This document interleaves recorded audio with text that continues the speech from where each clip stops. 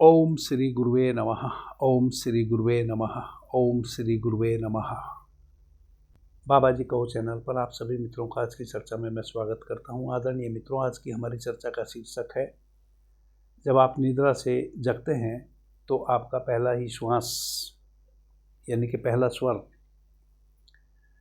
आपको बता देता है आज का आपका दिन कैसा बीतने वाला है। जय होगी कि पराजय होगी, लाभ होगा कि हानि होगी, यश मिलेगा कि अपयश मिलेगा। स्वर विज्ञान एक रहस्य है। भगवान शिव ने माता पार्वती को स्वर विज्ञान कहा है और भगवान शिव ने माता पार्वती को कहा है कि हे देवी, आपके स्वर आपके परम सखा हैं। आपका स्वर ही आपके लिए परम धन है। आपका स्वर ही इस जगत में सबसे बड़ा गुड्य रहस्य है। ये तीन बात भगवान शिव ने माता पार्वती को आपके स्वर से संबंधित कही। क्यों? क्योंकि आपके जो स्वर हैं, स्वर, इड़ा, पिंगला और सुषुम्ना, तीन स्वर जिनके माध्यम से आप श्वास ले रहे होते हैं, छोड़ रहे होते हैं, श्वासों का रेचक पूरक कर रहे होते हैं। इन श्वासों में ही 5 तत्वों का भी निग्रह होता है। आपका कब कौन सा स्वर बह रहा है, यह आपको इस आशय को तो बताता ही है कि अब आपको क्या करना चाहिए, क्या नहीं करना चाहिए और किस दिशा में कौन सा कार्य करना चाहिए। इसके अतिरिक्त आपको किस प्रकार का संभाषण कब किसके सामने करना चाहिए, दुष्ट व्यक्ति के साथ कैसे निपटें, शक्तिशाली व्यक्ति से कैसे निपटें, किसी राजा या अधिकारी से कैसे निपटें, क्रूर व्यक्ति से कैसे निपटें। यह सारी चीजें और जीवन में जितने भी आपके क्रियाकलाप हैं, मनुष्य के जीवन में अच्छे से अच्छा, बुरे से बुरा जो भी घट सकता है जीवन पर्यंत, वह सब प्रभावित है आपकी श्वासों से, आपके स्वर से, या उस सब को प्रभावित किया जा सकता है आपकी श्वासों से, आपके स्वर से। ऐसा मैं क्यों कह रहा हूं? प्रभावित तो वो है क्योंकि बिना स्वर की शक्ति के इस जगत में पत्ता भी नहीं हिलता। भगवान शिव कहते हैं कि इस सारी सृष्टि का निर्माण स्वर से ही हुआ है। आप भी जानते हैं, ध्वनि है तो प्रकाश है, प्रकाश है तो ध्वनि है, एक नहीं है तो दोनों ही नहीं है। बिना ध्वनि के प्रकाश नहीं हो सकता, बिना प्रकाश के ध्वनि नहीं हो सकती, और बिना ध्वनि और प्रकाश के ऊर्जा नहीं हो सकती, और बिना ऊर्जा के हमारे शरीर का या इस समस्त सृष्टि का संचालन नहीं हो सकता। बिना ऊर्जा के कोई चीज सक्रिय रह सकती है? नहीं रह सकती, आप जानते हैं। सक्रियता के लिए ऊर्जा की आवश्यकता है, ऊर्जा के लिए स्वर की आवश्यकता है, क्योंकि स्वर से ही ऊर्जा का निर्माण होगा। क्योंकि ध्वनि उत्पन्न होगी, ध्वनि से प्रकाश उत्पन्न होगा, यानी कि ऊर्जा उत्पन्न होगी। यह कंटिन्यू आपके भीतर श्वासें चल रही हैं, ऊर्जा का निर्माण हो रहा है। आपकी जो नासिका है, मैं पीछे बहुत विस्तार से चर्चा करके आया हूँ, इसमें वह सब टरबाइन लगे हैं जो ऊर्जा का निर्माण करते हैं। जब उन टरबाइन से, उन उत्तकों से जो सूक्ष्म है, आपकी श्वास टकराती है, ऊर्जा का निर्माण होता है। प्राण तत्व आप अपनी श्वासों के माध्यम से भीतर ले ही रहे होते हैं। प्रत्येक आती जाती श्वास के माध्यम से 21,600 टाइम आप 24 घंटे में श्वास लेते हैं। उतने ही टाइम आपके भीतर एक सोहम नाम का मंत्र भी चल रहा होता है, जिससे ऊर्जा का निर्माण होता है। आदरणीय मित्रों, वही ऊर्जा का निर्माण कभी कम हो रहा होता है, कभी अधिक हो रहा होता है। जब वह कम हो रहा होता है, आपके पास उस समय आपकी शक्ति क्षीण होती है। उस क्षीण अवस्था में आप जो भी कार्य करेंगे, असफलता मिलेगी। जब आपकी श्वासों के माध्यम से ऊर्जा पूर्ण रूप से भीतर आ रही हो, इसका मतलब शक्ति पूरी है, तब आप कोई भी कार्य करेंगे जिसमें शक्ति की आवश्यकता है तो आपको सफलता मिलेगी। आपका सूर्य स्वर शक्ति का प्रतीक है, आपका चंद्र स्वर शीतलता का प्रतीक है। आपकी सुषुम्ना जब चल रही होती है तब आप अतुलनीय शक्ति के मालिक होते हैं। उस समय क्यों होते हैं यह भी मैं विस्तार से पीछे बताया हूं। तो आपकी जो पहली श्वास है वह आपको इंगित करती है। एक शिव सर्वोदय विज्ञान ही ऐसा है, क्योंकि भगवान शिव कह रहे हैं कि शिव सर्वोदय विज्ञान आपका परम मित्र है, परम रहस्य है, यानी कि गुड्डे रहस्य है और परम धन है। ये तीन बात कहे हैं, जोड़ दे के कहे हैं। पूरे शिव सर्वोदय विज्ञान में 395 श्लोक हैं और इस बात को भगवान शिव ने बहुत बार दोहराया है माता पार्वती के सम्मुख। चूंकि परम रहस्य यानी कि गुड्डे रहस्य, इसलिए कि आप अपने स्वर की शक्ति से, जैसा कि मैंने कहा कि आपके पूरे जीवन में जितने भी क्रियाकलाप होंगे, जितने अब तक हुए हैं और जितने भी क्रियाकलाप आप करेंगे जीवन पर्यंत, वह स्वर से एसोसिएट हैं, रहेंगे। यदि आपको इस सूक्ष्म भेद का पता चल जाए तो आप आने वाले अपने जीवन के उन कर्मों को जो भांति भांति के हैं, कभी किसी से लड़ाई है तो कभी किसी से झगड़ा है, तो कभी किसी से प्रेम है तो कभी किसी से घृणा है, कभी धन की दौड़ है तो कभी पद की दौड़ है, कभी किसी से छुटकारा पाना है, कभी किसी से जुड़ना है। यह सारी चीजें आपके स्वर के माध्यम से संभव है, आपके अनुरूप संभव है। जिससे आप जुड़ना चाहते हैं उससे हर हाल में जुड़ जाएंगे, जिससे आप बिछड़ना चाहते हैं उससे हर हाल में बिछड़ जाएंगे, यदि आपको अपने स्वर का ज्ञान हो।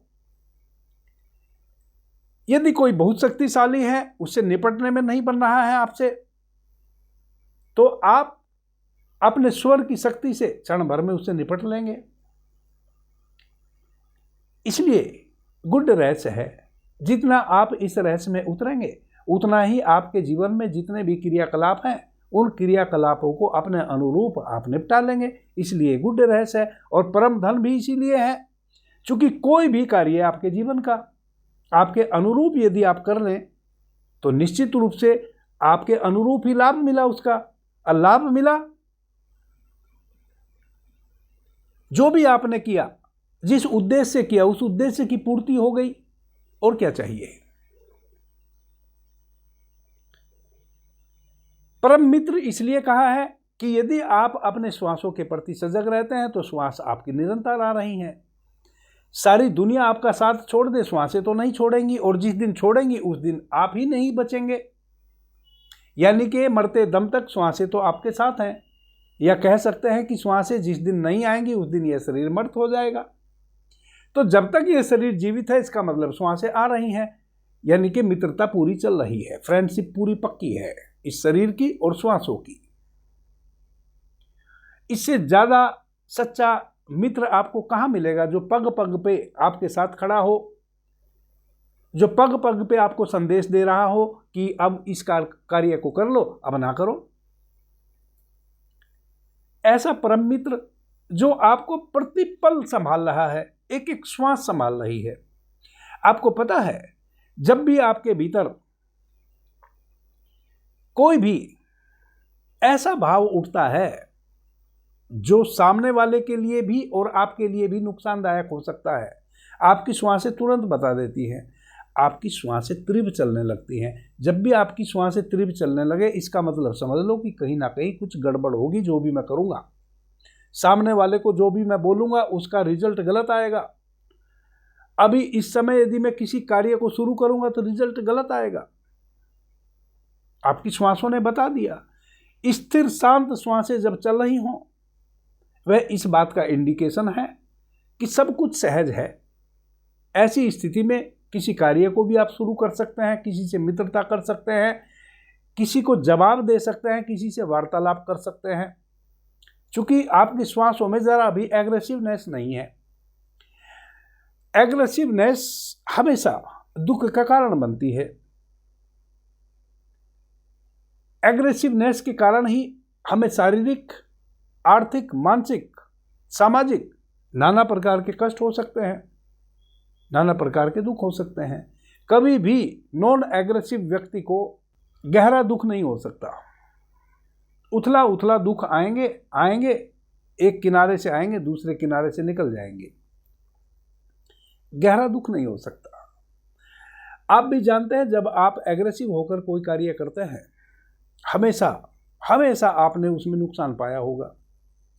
आप किसी से वार्तालाप करें, मित्र बिछड़ जाएगा, रिश्तेदारी टूट जाएगी, कई बार तो पति पत्नी में विच्छेद हो जाता है।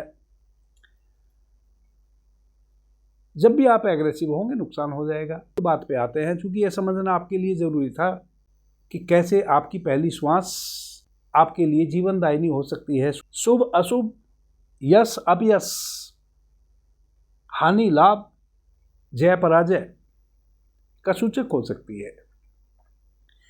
जब आप सुबह में निद्रा से जगते हैं, यूं तो हमेशा हमें तिथि के अनुसार अपने स्वर को देखते हुए ही कार्य करना चाहिए।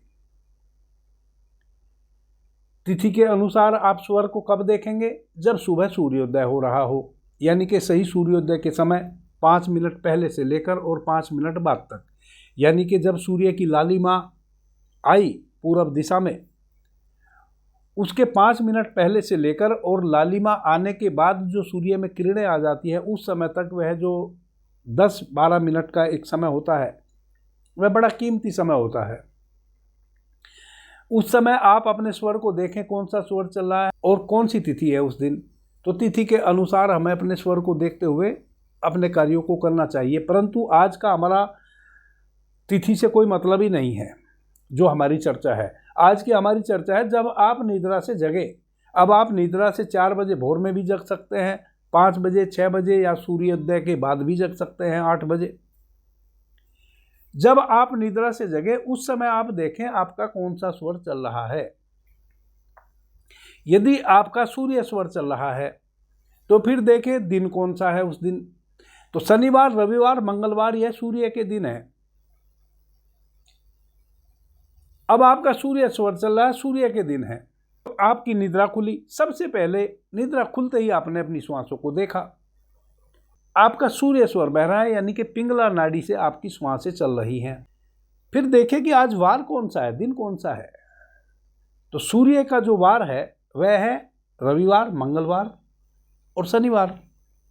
यदि शनिवार, रविवार और मंगलवार का दिन भी है तो जो सूर्य स्वर में करने वाले कार्य हैं, जैसे कोई नया मुकदमा आपने डालना है, वकालतनामे पे सिग्नेचर करना है, किसी की गवाही देने जाना है, खेत में पहली बार जुताई के लिए खेत की तैयारी करनी है, हल चलाना है, कल्टीवेटर ट्रैक्टर चलाना है, कोई ऐसा चर कार्य करना है खरीद फरोख्त का, जैसे गाय, भैंस, घोड़ा, बैल, बकरी इत्यादि की खरीद फरोख्त करनी है, या कोई कठोर कार्य करना है।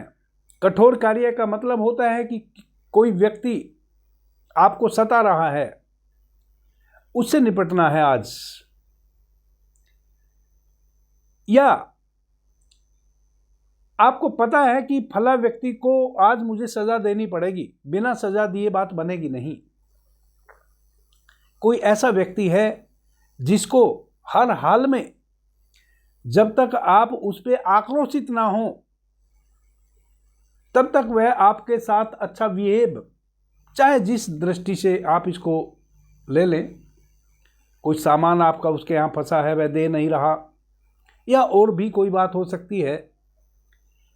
कठोर कार्य यानी कि जहां आपने अपने संवेदनाओं को मारना पड़े, सख्त हृदय से कोई निर्णय लेना पड़े किसी के प्रति, या आपने बहुत अधिक परिश्रम करने वाला कोई काम करना पड़े।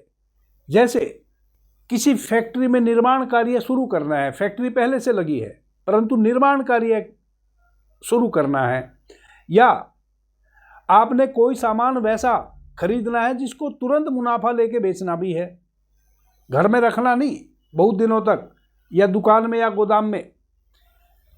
बिजनेस पर्पज से कोई सामान खरीदा तुरंत बेचने के लिए, वह सारे कार्य आज आप कर सकते हैं।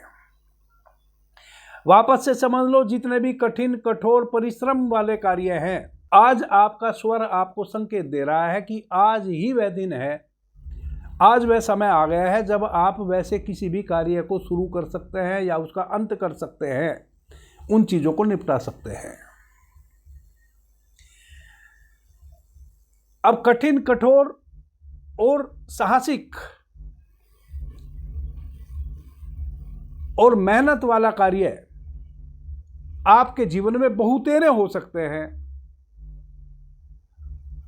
हजारों कार्य वैसे हो सकते हैं जिसमें आपको परिश्रम करना पड़ता हो, जिसमें आपको कठोर होना पड़ता हो, और ऐसे बहुत सारे चीजें हो सकती हैं जिसको आपने तुरंत खरीद के बेचना हो, या आपके जीवन में कोई ऐसा दुष्ट व्यक्ति है जिससे आप आज तक निपटना चाहते थे, वह हमेशा आप पर भारी पड़ता था। आज आप उसके पास जाके जब उससे वार्तालाप करेंगे तो आप उसके ऊपर भारी पड़ेंगे, क्योंकि आज आपका स्वर आपको सपोर्ट कर रहा है और दिन भी सपोर्ट कर रहा है। सूर्य स्वर बह रहा है और सूर्य का ही दिन है। तिथि हो या ना हो उससे कोई मतलब नहीं है। के लिए भी आपको एक छोटा सा प्रयोग करना पड़ेगा। आप बिस्तर से उठे, देखा कि सूर्य स्वर बह रहा है, आंख बंद कर लें। अपने आज्ञा चक्र पे सूर्य की शक्ति को, चूंकि आप तो अपने कमरे में अपने रूम में निद्रा से जगे हैं, सूर्य के तो दर्शन आपको है नहीं, परंतु सूर्य का आपको पता है, सूर्य के दर्शन कभी आपने किए हैं। सर्वप्रथम आप अपने दाहिने हाथ को अपने दाहिने चेहरे पे रख लें। सूर्य स्वर आपका बह रहा है, सूर्य स्वर से श्वास को भीतर लें, रोकें, अपने आज्ञा चक्र पे भाव करें कि भगवान भास्कर मेरे आज्ञा चक्र में उग रहे हैं भीतर, और मेरे भीतर यह जो सूर्य स्वर चल रहा है, सूर्य की शक्ति मुझे भरपूर मिल रही है, और एक सूर्य मेरे आज्ञा चक्र में भी उग रहा है। मैं उस उगे हुए सूर्य को साक्षी मानकर संकल्प लेता हूं कि आज जितने कार्य मैंने बताए हैं आपको सूर्य स्वर में करने के, उनमें से जो भी कार्य आपने करना है, आज मैं उस कार्य को पूर्ण करूंगा। यह संकल्प ले लें। 5 बार श्वास को बाहर छोड़ें, 5 बार ही श्वास को भीतर लें। जब श्वास को भीतर लें, रोकें, अपने आज्ञा चक्र पे भगवान भास्कर की छवि को भाव करें, और फिर इस संकल्प को लें, जो भी सूर्य स्वर में करने वाले कार्य मैंने बताए हैं, उनमें से जो भी कार्य आज आपने करना है, उसका संकल्प लें कि आज मैं इस कार्य को शुरू करूंगा, या इसको पूरा करूंगा, या मैं फला व्यक्ति से आज निपटूंगा। आपको साक्षी मानकर यह संकल्प ले रहा हूं। 5 बार संकल्प लेके फिर अपने हाथ को 3 बार चूमें, और अपने दाहिने पैर को बिस्तर से नीचे रखें। नीचे रखे 1 2 3 बार धरती पर, पृथ्वी पर ऐसे पटकें। सूर्य की जो दिशा है वह है उत्तर और पूरब। जब आप बिस्तर से उतरें तो आप या तो पूरब दिशा की ओर उतरें अपने बिस्तर से, या उत्तर दिशा की ओर उतरें। 3 कदम चलें और फिर अपना कार्य में लग जाएं। 3 कदम उस दिशा में चले, या तो उत्तर दिशा में या पूरब दिशा में, और फिर अपने दैनिक कार्य में लग जाएं, और जो आपने संकल्प लिया है उस कार्य को करने की कोशिश करें। निश्चित रूप से आज सफलता आपके कदम चूमेगी। यदि चंद्र स्वर बह रहा है तो चंद्र स्वर की जो दिशा है वह है दक्षिण और पश्चिम। चंद्रमा का ध्यान करें। जैसे सूर्य का ध्यान किया है वैसे ही अपने बाएं हाथ को अपने बाएं चेहरे पर रख लें, श्वास को भीतर लें, चंद्रमा का, शीतल चंद्रमा की चांदनी को अपने आज्ञा चक्र पे फील करें। श्वास को भीतर लें, इनहेल करें, भीतर रोकें, कुंभक करें। भीतर श्वास को लेकर जब आप रोकते हैं उसी को कुंभक कहते हैं। यूं वह क्षणिक कुंभक प्रत्येक श्वास के साथ प्राकृतिक रूप से हो रहा है, परंतु आपने स्वयं जान के श्वास को भीतर रोकना है। श्वास को रोक के आप चंद्रमा के प्रतीक को यहाँ अपने आज्ञा चक्र पे